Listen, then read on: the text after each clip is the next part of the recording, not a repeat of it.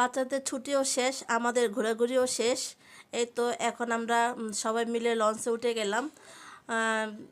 বাচ্চারা তো খুবই আনন্দ করলো, অনেক দিন ওর দাদু বাড়ি ঘুরলো, সব জায়গায় ঘুরলো। তো যাই হোক, ঘোরা শেষ, এখন আমরা লঞ্চে উঠে গেলাম। এখানে কেবিন নেওয়া হয়েছিল, রাত করে তো সুন্দর মতো একটু ঘুম দিয়েছি। এখন লঞ্চটা থামলো আর আমরাও গাড়িতে উঠে গেলাম। এখনই বাসার দিকে রওনা দিচ্ছি, চলে যাবো এখনই। আর এই তো বাসায় চলে আসছি, আস্তে আস্তে সকাল 7টা বাজছে।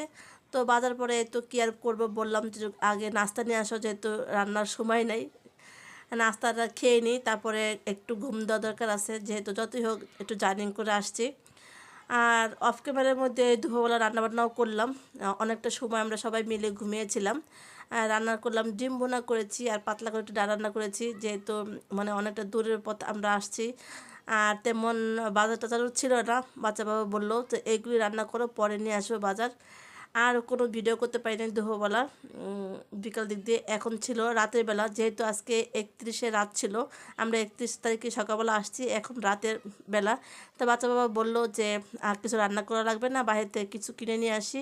তো ছোটো মেয়ের জন্য তো কাচ্চি নিয়ে আসছে, আমার জন্য এই প্যাকেটে মানে তিহারি আছে। আর বড় মেয়ে খেতে চাইছিল নান রুটি আর চাপ, তো ওদের জন্য নিয়ে আসছে। ছেলেও খেতে চেয়েছিলো চাপ, তো দুই ভাই বোনের জন্য চাপ নিয়ে আসছি, নান রুটি, আর আমার জন্য একটা গরুর তেহারি, আর ছোটো মেয়ের জন্য একটা কাচ্চি। যে প্যাকেটটা আমি খুলি নাই, পরে খুলবো। আর একটু পরেই মানে 12টা বেজে যাবে। আর আমরা সবাই চলে আসছি, যেহেতু হ্যাঁ আজকের শেষ দিন 2020 সালের। তো সবাই মিলে একটু আনন্দ করতেছিলাম। আর ভিডিওটা দিতে একটু দেরি হয়ে গেল, বাচ্চারা সবাই ছাদে উঠছে, 12টাও বেজে গেছে। আর সবাই খুব এনজয় করতেছে, খুবই ভালো লেগেছিল, প্রচুর ঠান্ডা বাতাস। আজ ওই দিনকার মানে ওই দিন থেকে এখনও পর্যন্ত ভালোই কিন্তু ঠান্ডা আমাদের এখানে। আর আমার বাচ্চারা তো খুবই আনন্দ করতেছে। ছেলেকে বললাম বাবা তাড়াতাড়ি চলো, কারণ ওর সকালবেলা আবার মাদ্রাসা আছে, যেহেতু 1 তারিখ পড়বে। তো রাত 12টা বেজে গেছে অলরেডি।